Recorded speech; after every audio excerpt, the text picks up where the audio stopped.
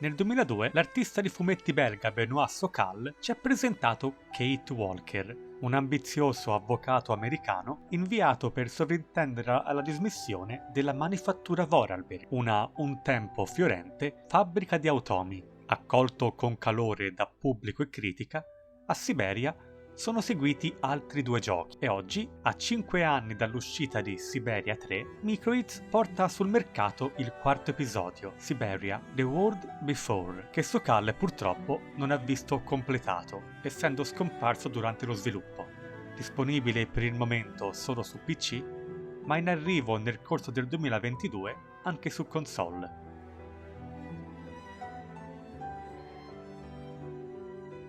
Siberia The World Before riprende proprio dove sono terminati gli eventi di Siberia 3, con solo un piccolo e vago riassunto di ciò che è accaduto prima. Consiglio quindi di giocare gli episodi precedenti. Kate Walker è tenuta prigioniera in una miniera di sale e dopo oltre un anno di prigionia finalmente riesce a scappare, ma ad un costo elevato. Gli eventi inaspettati che seguono la immettono di nuovo sul percorso di una nuova avventura per scoprire di più sulla sua identità. Kate finisce quindi nell'Ostertal, sulle tracce di Dana Rose, un'aspirante pianista 17enne vissuta a Wagen nel 1936, la cui vita viene cambiata per sempre dalla minaccia fascista dell'Ombra Bruna, che assume il ruolo che fu dei nazisti all'inizio della Seconda Guerra Mondiale. La storia di Kate si incrocia quindi con quella della ragazza, con ogni capitolo che ci farà scorrere avanti e indietro nel tempo.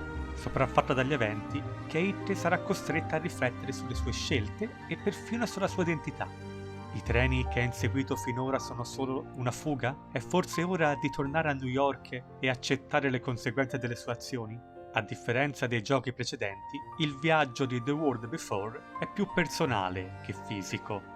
Esplora principalmente chi è Kate come persona, ma il legame tra le 2 donne, separate dal tempo, è intrigante e molto soddisfacente quando alla fine viene rivelato. La storia ha forse talvolta un ritmo un po' lento, ma nel senso buono. Ci sono sempre nuovi dettagli da scoprire e nuovi personaggi con cui parlare.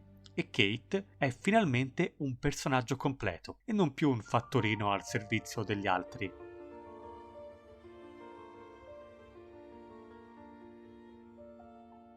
Dal punto di vista del gameplay, Siberia The World Before è un grosso distacco dagli altri giochi della serie.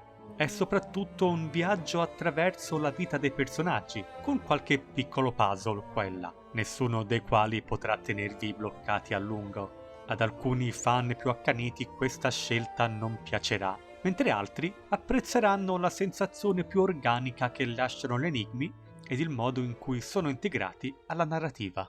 Difficile, come ho detto, rimanere bloccati, ma nel caso succedesse è disponibile un sistema di aiuti integrato. Come ho già detto, il gioco non è incentrato solo su Kate Walker. La sua storia si divide con quella di Dan. Ogni capitolo ci farà scorrere avanti e indietro nel tempo e occasionalmente potremo decidere noi quando compiere il salto temporale.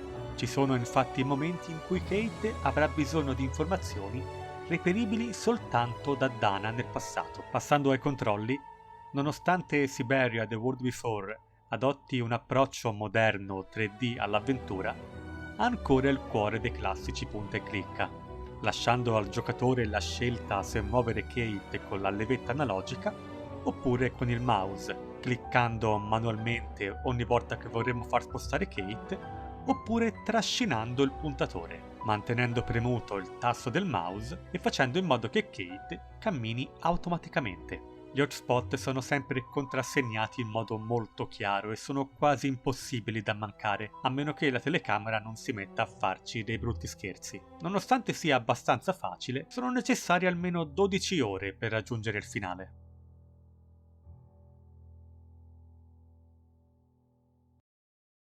Siberia The World Before ha alcuni dei limiti intrinseci delle produzioni a medio budget, ma lo stile è ottimo e il colpo d'occhio assolutamente stupendo. Ogni area sembra autentica e vissuta, le animazioni dei personaggi naturali e l'espressività facciale particolarmente curata.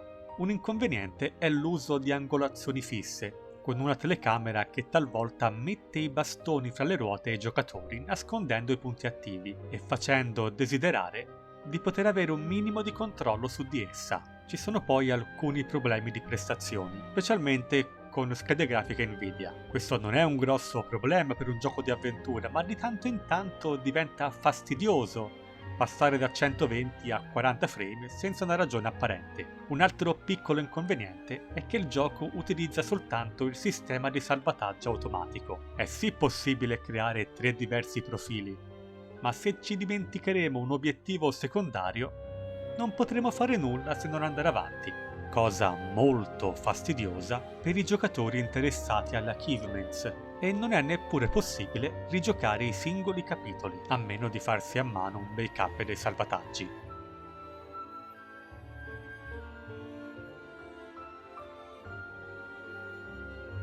L'atmosfera di Siberia The World Before è esaltata da una colonna sonora clamorosa, curata sotto ogni aspetto, merito del talento del compositore e musicista israelo-statunitense Inon Zur. Di ottimo livello anche il doppiaggio inglese. Sono disponibili i testi in italiano e la traduzione è piuttosto buona, sebbene io abbia notato un paio di errori che potrebbero far perdere alcuni minuti durante degli enigmi.